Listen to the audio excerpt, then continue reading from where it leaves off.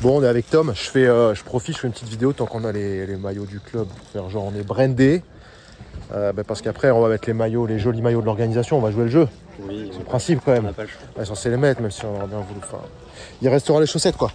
On va garder les chaussettes. Et voilà. Bah, alors, c'est le début de la célébrité. Dans la queue, il y a un premier mec qui dit ah, j'adore ce que tu fais sur YouTube. Déjà, dernière course de VTT, pareil, un petit jeune, 14 ans.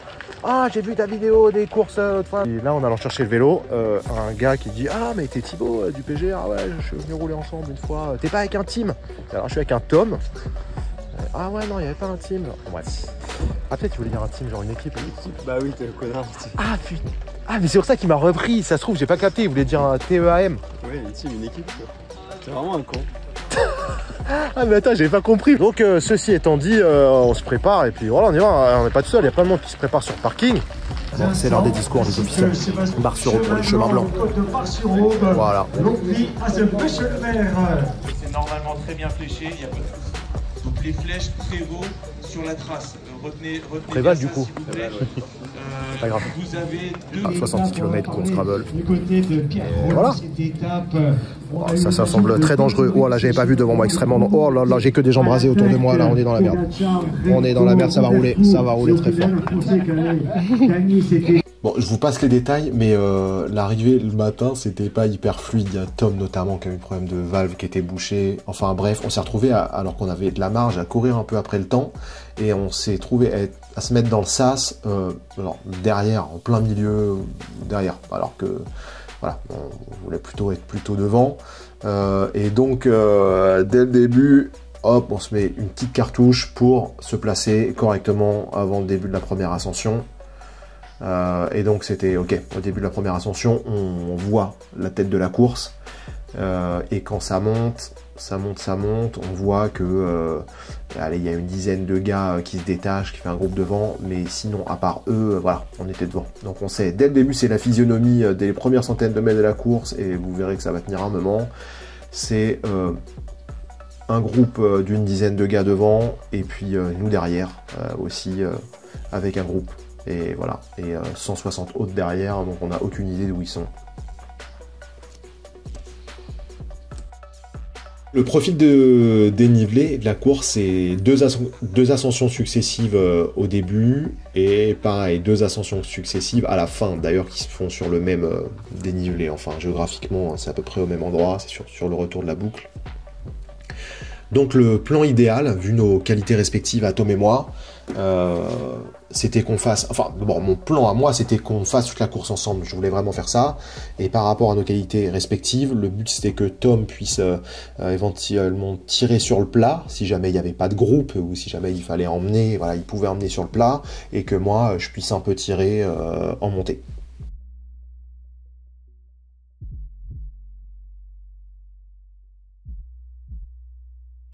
Bon, à minima, comme Tom le répétait en plaisantant, il m'aurait amené jusqu'au début de la dernière ascension, et éventuellement, je serais parti de là, à fond. Bon, vous allez voir un peu plus tard qu'en fait, ça va pas se passer comme ça. Mais ça, on verra plus tard. Là, pour l'instant, j'ai laissé ce passage. On voit, il y a le vent de 3/4 face qui venait de la gauche. Et le gars qui est devant Tom, là, deux gars devant nous, il était censé laisser de la place à Tom sur la droite de la route, du coup, pour le protéger. Et en fait, à la place de ça, il restait bien collé à droite. Je sais pas s'il faisait exprès ou pas, mais on voit Tom, du coup, qui se fait balancer dans l'herbe sur le bord de la route plusieurs fois. C'était un peu dangereux, d'ailleurs. Je lui ai dit plusieurs fois, arrête tes conneries. Moi, j'avais un peu peur qu'il tombe ou j'en sais rien, mais bon, on allait quand même assez vite. Là, on voit plus de 40 km/h, se retrouver d'un coup sur le bord. Voilà. Bref, ça roule, on s'organise plus ou moins, il y a des passages où c'est plus ou moins organisé, avec des passages de relais plus ou moins bien faits. Et on alterne sur ce joli parcours des passages sur route, et puis des passages gravel, des chemins blancs assez simples en général, et puis des passages comme ça un peu plus rugueux.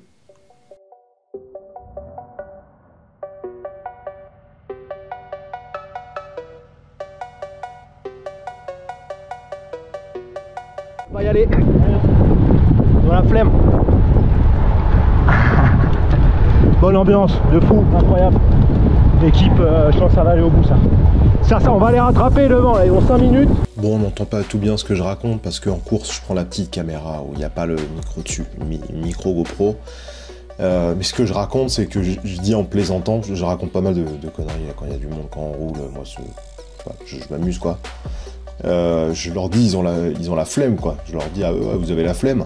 Ouais, il y avait des passages quand même où les gars, ça arrêtait de rouler, quoi. Ça arrêtait de rouler un peu.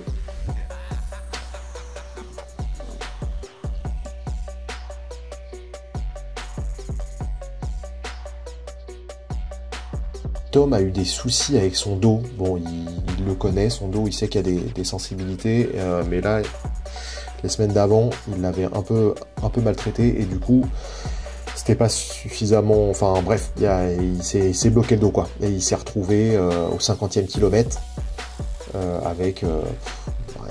il pouvait à peine pédaler. Et donc, à ce moment-là, il me dit de partir. Donc moi, quand je le vois ralentir, je voulais rester avec lui, je voulais pas partir. Donc je laisse le groupe avec lequel on était partir devant. Et en fait, il a tellement insisté qu'au bout d'un certain temps, je dis ok, je te laisse, je vais faire ma course.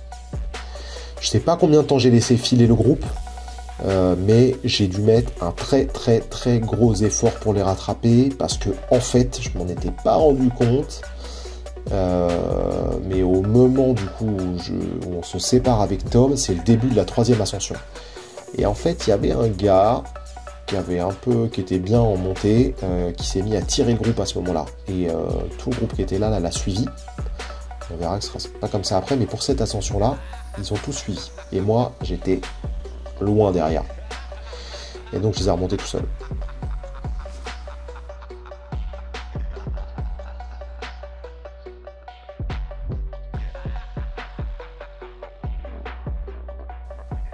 Une fois que je les ai rattrapés, je me suis dit, faut absolument que je récupère parce que la dernière ascension, elle va arriver rapidement. Il faut que j'arrive à faire descendre un peu le cardio et à me reposer un peu les jambes pour pouvoir repartir derrière dans la dernière ascension. Et en fait, cette 4e et dernière ascension, elle est arrivée très vite. Elle est arrivée très vite. On voit sur ma courbe de cardio quand même que j'ai réussi à bien, je me suis détendu, j'ai récupéré, je suis resté dans les roues et en fait j'ai réussi à récupérer entre les deux ascensions. Et donc dès le début de ces dernières pentes, le même gars qui était bien en montée, qui avait tiré le groupe précédemment, il part à bloc. Et donc je le suis, je dis chouette, je vais pas partir tout seul, j'ai un compère, je le suis.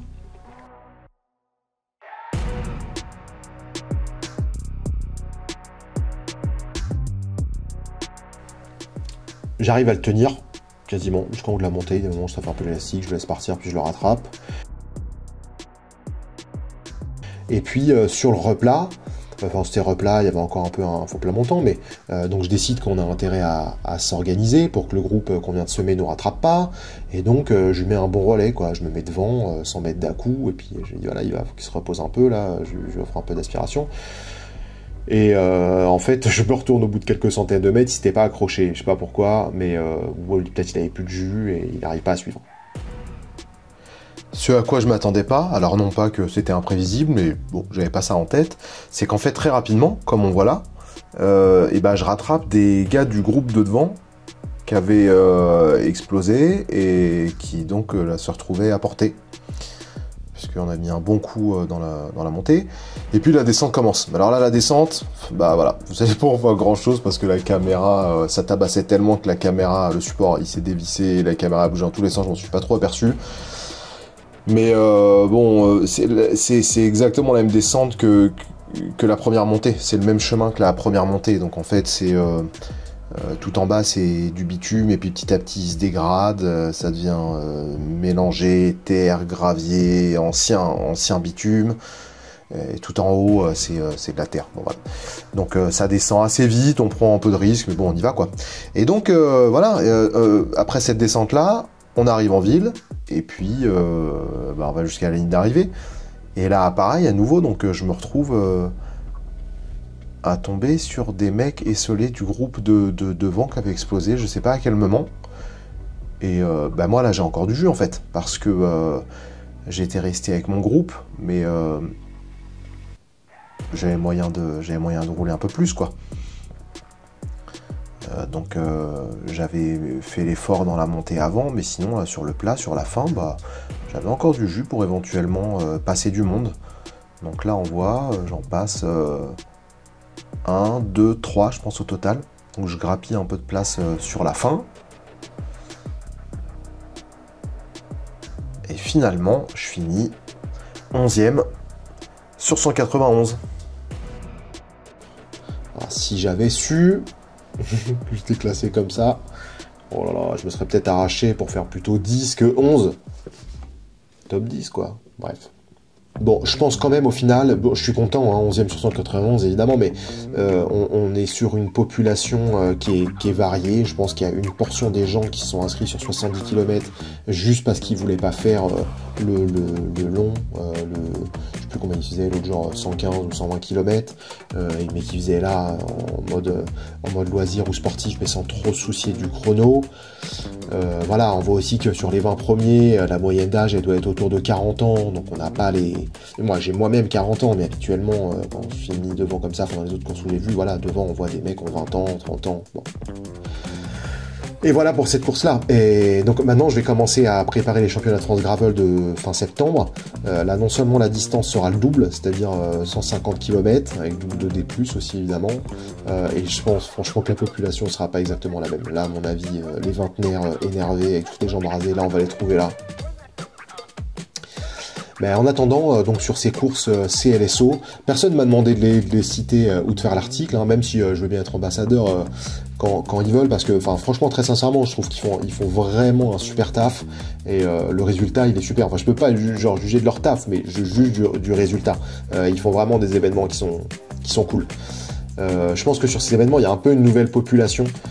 Il y a un peu probablement ce qu'on appelle des papis cyclos, enfin des anciens qui étaient sur route, là, qui passent en gravel. Il y a des mecs avec des cannes incroyables, qui ont 50, 60 ans, qui viennent faire ces courses en gravel.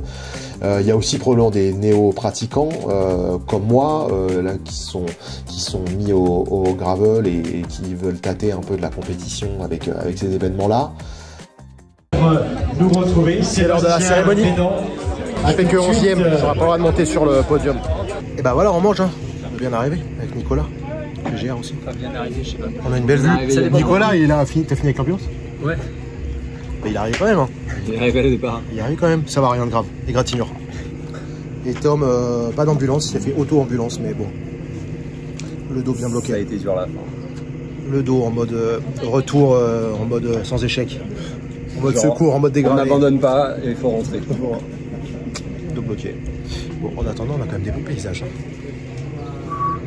Petit à petit, les gens s'installent. Là, il y a du monde dedans aussi.